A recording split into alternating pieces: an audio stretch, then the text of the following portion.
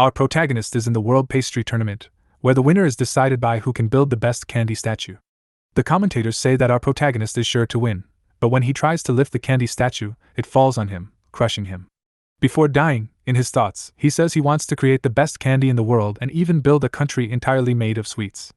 Luckily, a god gives him a second chance, and his new name will be Pastry Mill Mortal.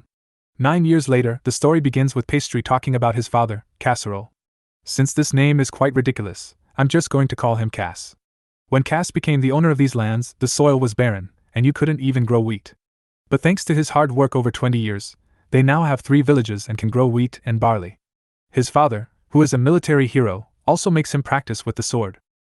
Pastry is happy with his current life, but the lands where he lives don't produce sugar, which is horrible for someone obsessed with sweets. His training is interrupted by the head servant, Fei. He says he brings good and bad news. The good news is that the bean fields are going to yield a good harvest, thanks to Pastry teaching them that adding lime to the soil improves the crops. Pastry starts thinking out loud, saying that for now, they can only prepare simple dishes, but soybeans go well with tea and taste even better with soy flour on top. His father asks him how he knows all that, but he can't tell him that he reincarnated and retains memories and knowledge from his past life.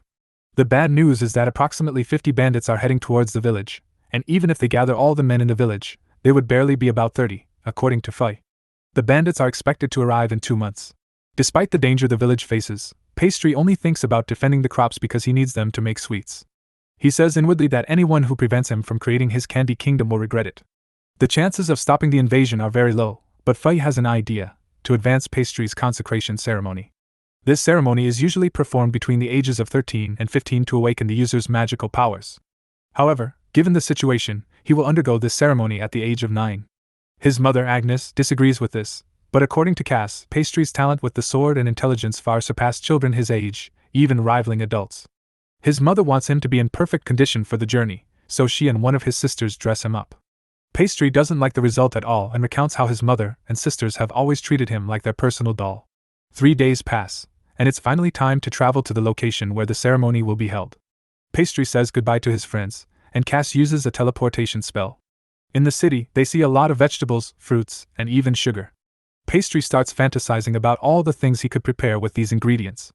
Cass, seeing him so motivated, tells him that if he successfully completes the ceremony, he will buy him whatever he wants. What catches Pastry's attention the most is some apples, since he didn't know they existed in this world. His father tells him they're called bonkas and are harvested in the northern lands, so it's rare to see them in the city. He mentions he's tried them a few times, and they are somewhat tart. Pastry insists they must buy them and try to cultivate them without fail. Cass thinks to himself that with Pastry's talent, inheriting his position could make them rich and a military power. However, Pastry, inheriting the position of Lord, plans to create his own candy kingdom. Upon arriving at the church, Cass tells the priest that they're here for a consecration. The priest is surprised by Pastry's young age, but agrees to perform the ceremony anyway. In a conversation between Fei and Pastry's sister, he explains that the ceremony involves placing the person in a dark room where they cannot see or hear anything for several hours to extract their hidden power. After a day and a half, Pastry is still inside the dark room, and Cass asks if it's not too long.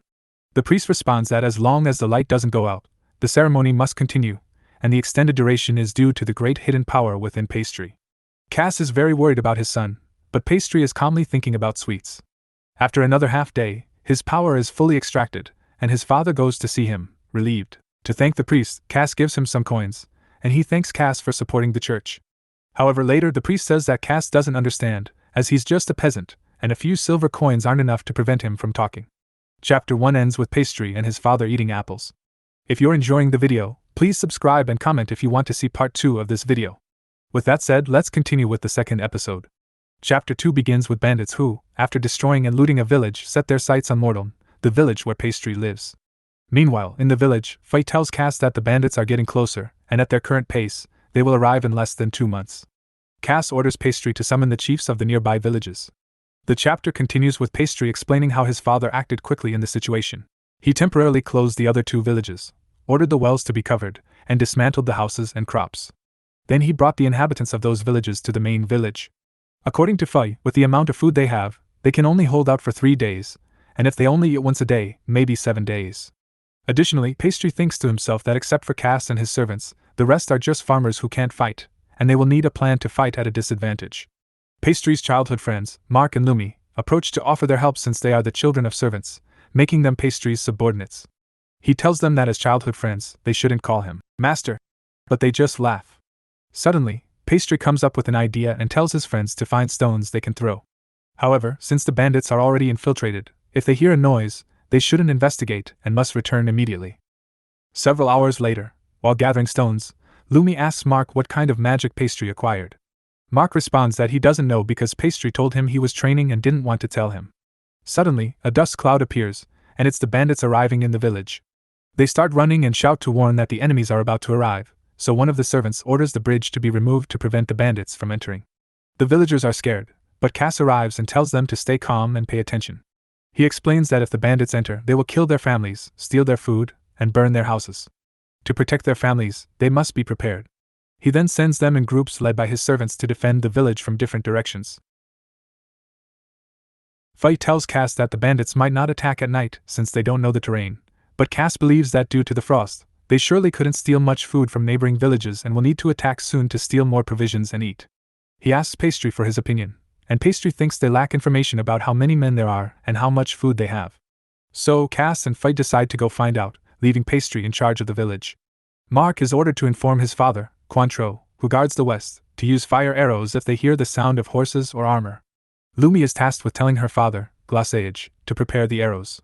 Lumi asks if shooting an arrow when they hear sounds could accidentally hit Cass, but Pastry replies that an arrow shot from such a distance wouldn't hit his father.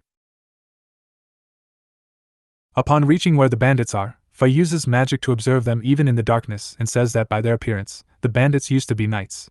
They are not just poor people stealing out of hunger.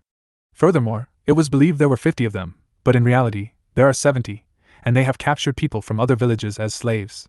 The bandits, on their part, were waiting for the sun to set completely before attacking. However, when they were preparing to attack, Cass and Fei arrive, defeating several bandits. Their leader notices by the way they fight that they are trained soldiers. Fei tells Cass that the enemies are too many, and it's impossible to keep attacking. However, he says this to set a trap for the enemies, and Cass realizes it, so he plays along. The bandits fall into the trap and start chasing them despite their leader's attempts to stop them. From afar, Glassage hears the noises and shoots an arrow in the direction of the sound. Upon seeing the arrow, Cass realizes that this is Pastry's idea to guide him to the village. Although he's revealing his position to the bandits, Cass knows that Pastry is doing this intentionally because he surely has a plan. This turns out to be true, as when they reach the village, they are greeted with a rain of stones on the bandits. At this moment, we see how Pastry had planned all of this beforehand, and he explains that the reason children are the ones throwing stones is to compensate for their numerical disadvantage. This way, all the adult males can ambush the bandits. Lumi is eager to throw stones, but Pastry initially tells her that he'd prefer her not to participate since she's a girl. However, she insists that she's an exception and that it's wrong to leave her out since she's his future right hand. Pastry has no choice but to allow her to participate. The bandit attack continues. Some were knocked out by the stones, while others were killed by Cass and Fei. However, the bandit leader managed to dodge the stones and enter the village, with other bandits following him. Some of the enemies who managed to get in were stopped by the children throwing stones again. But the bandit leader went to attack them, and while Pastry managed to save the child who was about to be attacked, he was taken hostage. However, there was a bandit with a burnt face from a stone, and after using a spell called Replicate, this injury is copied onto the faces of the other bandits, including the leader. The leader asks if he's a magician, and Pastry responds that he's just a simple baker. Although he couldn't hear this epic response as he was knocked out by a rock. If you enjoyed the video, please subscribe and comment if you want a part 2. I also recommend checking out my channel to see my other videos. Goodbye.